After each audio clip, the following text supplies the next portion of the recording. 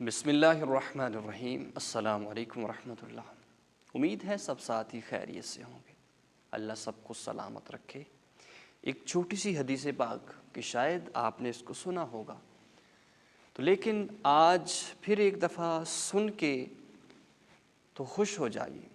چھوٹی سی حدیث پاک ہے کہ اگر لوگ کسی جگہ پہ اکٹھا ہوں اور ان کا مقصود جو ہے، ان کے بیٹھنے کا مقصد جو ہے صرف اللہ کی رضا ہو، اللہ کی رضا کے لیے وہ بیٹھے ہوں اور ذکر کر رہے ہوں اللہ کا، تو اللہ جل شانہ ارشاد فرماتے ہیں کہ ایک فرشتہ ندا دیتا ہے کہ تمہاری سب برائیوں کو نیکیوں کے اندر بدل دیا گیا ہے اور تمہیں بخش دیا گیا ہے۔